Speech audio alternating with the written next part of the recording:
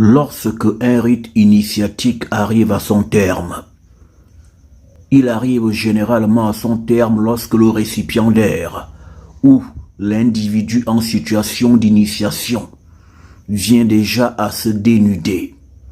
C'est pourquoi dans les rites mystico-occidentaux, lorsque l'on introduit le récipiendaire, il a les habits déchirés. Mais en fait, ces habits déchirés-là symbolisent la nudité. La nudité, en fait, révèle de la phase terminale du processus initiatique de celui qui est appelé à entrer dans le cercle des illuminés.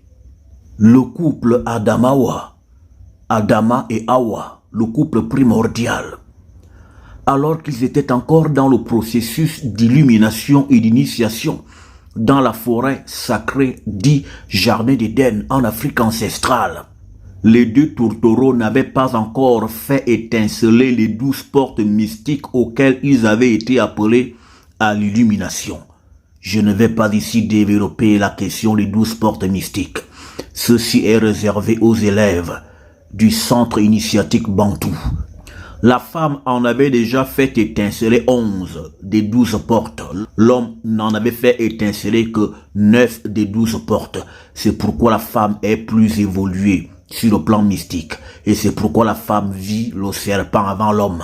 Parce que la femme avait atteint la connaissance illuminative avant l'homme. Et c'est elle qui a pris à l'homme les restes des rudiments auxquels il n'avait pas eu accès. Dans ce cheminement initiatique, la terminaison de ce processus initiatique interrompu et qui n'avait pas connu son achèvement dans la complémentarité, dans la complétude de son évolution, la question de la nudité était intervenue vers la fin de ce processus, car la nudité symbolise la fin du processus. C'est pourquoi Adama et Hawa s'étaient vus nus, car la nudité symbolise que l'on a atteint le sommet du sommet dans le processus initiatique et qu'il faut déjà y sortir pour embrasser de nouvelles dimensions de conscience.